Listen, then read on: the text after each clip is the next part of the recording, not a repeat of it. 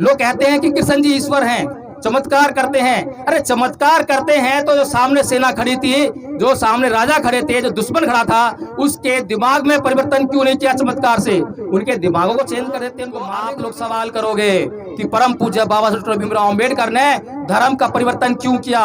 हिंदू धर्म में क्या बुराई थी जो उसको छोड़ा, और बौद्ध धर्म में क्या अच्छाई थी जो उसे? वो जो लेडी वो कहती है कि आरक्षण ने मेरी बेटी को मार दिया, उसने कभी रामायण पढ़ी नहीं? अगर भगवान राम भगवान थे, ईश्वर थे, तो उन्होंने एक सूत्र का इस बात पर बद्ध क्यों किया कि वो शिक्षा ले रहा है और शिक्षा दे रहा है?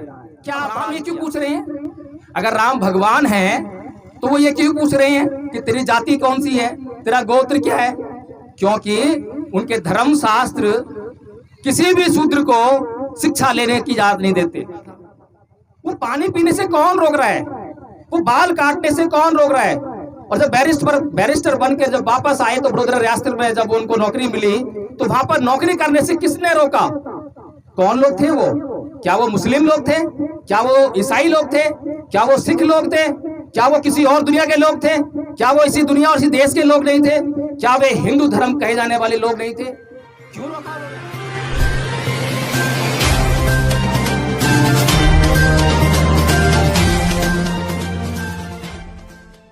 अभी मुझसे पूर्व वक्ता बोल रहे थे कि डॉक्टर अंबेडकर कोई व्यक्ति नहीं थे बल्कि विचार थे। लेकिन क्या है, इस विचार को सोचने और समझने की शक्ति इस देश के लोगों में है?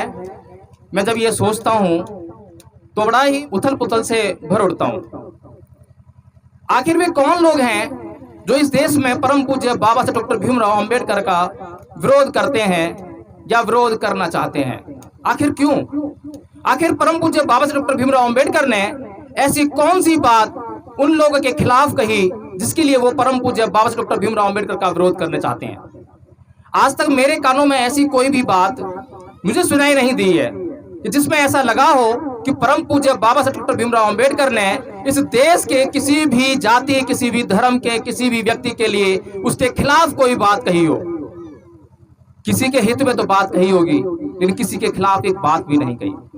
जिस व्यक्ति ने कभी किसी के खिलाफ कोई बात नहीं कही, कभी किसी का नुकसान करने की सोची नहीं, उसका इस देश में लोग विरोध क्यों करना चाहते हैं, यह मेरी समझ में नहीं आता।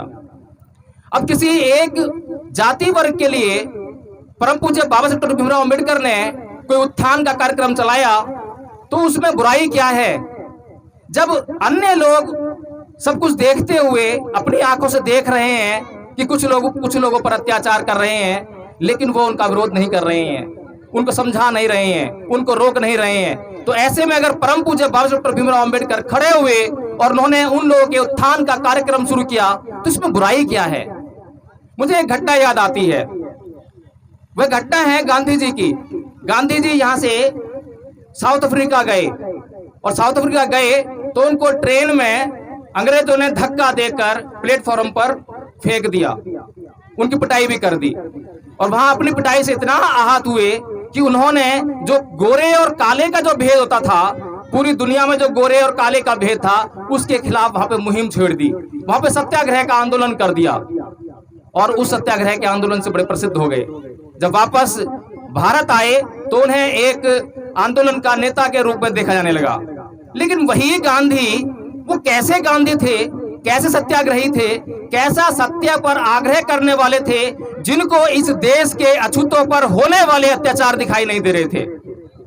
क्या ऐसा हो सकता है कि गांधी जी ने जब से वो पैदा हुए इस देश में, बड़े हुए, बैरिस्टर बनने के लिए लंदन गए, तब तक उन्होंने इस देश में किसी भी दलित पर अत्याचार होते हुए नहीं देखा? क्या ऐसा हो सकता है? क्या उन्होंने जरूर देखे होंगे, उन्होंने इतने अत्याचार होते हुए भी देखे, लेकिन उन्होंने कभी उसका विरोध नहीं किया। आखिर क्यों विरोध नहीं किया? अभी मैंने एक औरत को यह कहते हुए सुना कि उसकी लड़की यूक्रेन गई थी डॉक्टरी की पढ़ाई करने और वहां पर उसका मर्डर हो गया, एक तरह से युद्ध में मारी गई उसमें।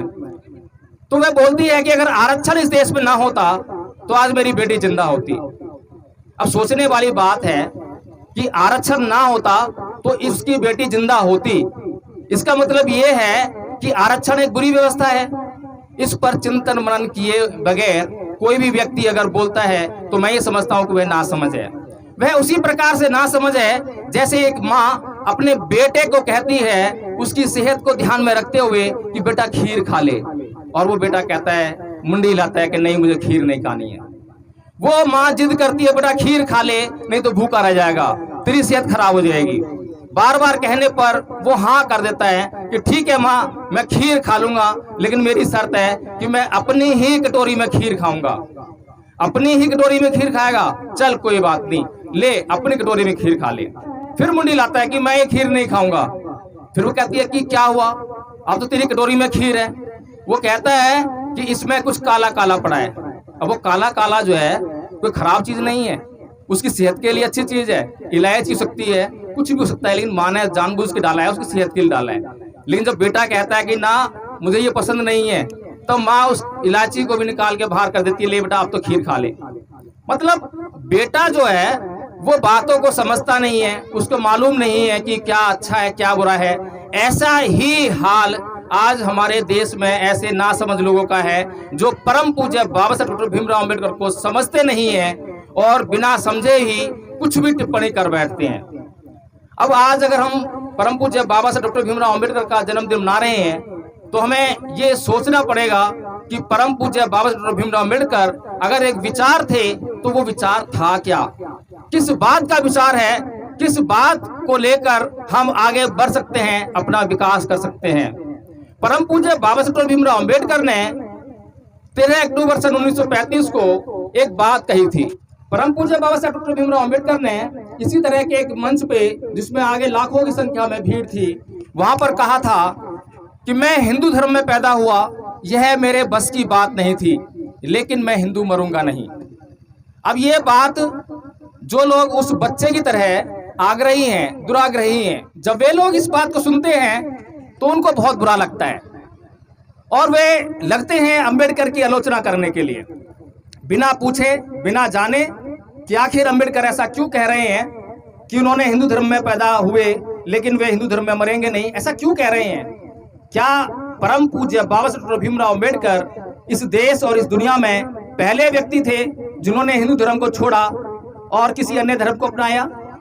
उससे पहले हिंदू धर्म को चलाने वाले जो ब्राह्मण लोग हैं उनमें से बहुत से लोगों ने हिंदू धर्म को छोड़कर बौद्ध धर्म अपनाया। उदाहरण के लिए अभी हमारे पीछे समकालीन केदारनाथ पांडे जी जिन्होंने बौद्ध धर्म को अपनाया तो उन्होंने अपना नाम बदलकर राहुल सांकरतैन किया, उन्होंने हिंदू धर्म को छोड़ा। बहुत सारे ब्राह्मण नागार्जुन, दिग्नाग, नागसेन, जितने भी बौद्ध धर्म में बड़े बड़े बौद्ध भिक्षु हुए वो सभी ब्राह्मण थे, सब पहले हिंदू थे। हिंदुओं के उन्होंने धर्म शास्त्र पढ़े, वेद पढ़े, पुराण पढ़े, सब कुछ पढ़कर उनको जानकर समझकर फिर बौद्ध धर्म के भी ग्रंथों का अध्ययन किया, बौद्ध धर्म का अध्ययन किया। जब उसके बीच में तुलना की, कंपैरिजन किया और जब ये जान लिया कि ये चीज सही नहीं है, ये वाली चीज सही है, तो उन्होंने उसको छोड़ा, उसको अपना लिया। कपड़े भी तो हम ऐसे करते हैं, जो कपड़े हमें पसंद नहीं होते हैं उनको हम छोड़ देते हैं, या जो कपड़े हमें फिट नहीं बैठते हैं उनको छोड़ना पड़ता है, फिर हमें नए कपड़े सिलवाने पड़ते हैं जो हमें पसंद हो, जो हमें फिट हो जाएं अपने फिटनेस के हिसाब से। तो इसमें बुराई क्या है? परम पूज्य बाबा साहब डॉक्टर भीमराव अंबेडकर ने कोई पैदा होते ही हिंदू धर्म नहीं छोड़ दिया, कोई नादानी में हिंदू धर्म नहीं छोड़ा। वो बड़े हुए, बड़े होने के बाद वे विदेशों में पढ़ने गए, तमाम तरह की शिक्षाएं उन्होंने हासिल की, बड़ी बड़ी शिक्षाओं को हासिल करने के बाद, बड़ी बड़ी डिग्रियों को हासिल करने के बाद भी जब वे अपने देश में वापस आए तब भी उन्हें वो सम्मान नहीं मिला जो एक आम इंसान को सम्मान मिलना चाहिए।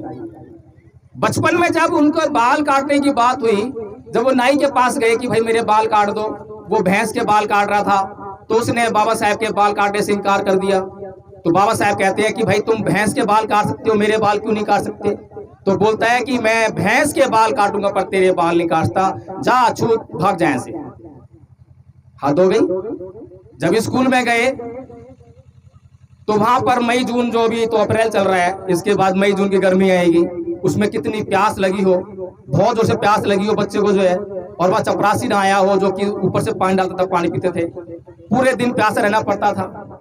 वो पानी पीने से कौन रोक रहा है? वो बाल काटने से कौन रोक रहा है? और जब बैरिस्टर बन के जब वापस आए तो वडोदरा रियासत में जब उनको नौकरी मिली तो वहां पर नौकरी करने से किसने रोका?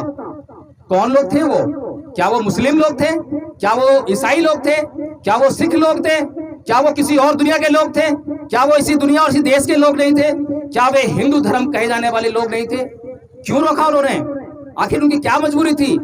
उन्होंने इसलिए रोका क्योंकि उनके धर्मशास्त्र उनको इस बात के लिए कहते थे, उनको इस बात के लिए रोकते नहीं थे, बल्कि उनको इस बात के लिए कहते थे कि अंबेडकर को पानी नहीं पीना चाहिए, अंबेडकर के बाल नहीं काटे जाने चाहिए, अंबेडकर को नौकरी नहीं करनी चाहिए।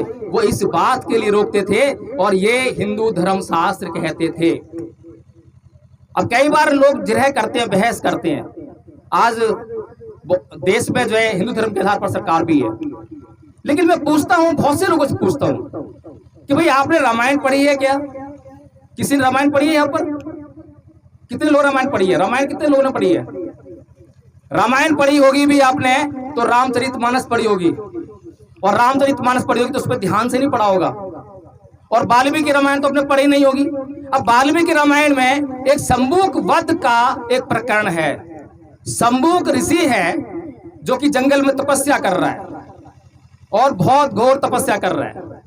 वहां पर राम पहुंचते हैं और देखते हैं कि भाई इतनी घोर तपस्या तो कोई बहुत बड़ी जाति का व्यक्ति कर सकता है, कोई ब्राह्मण होगा। जाकर उसको नमन करते हैं कि हे तपस्वी,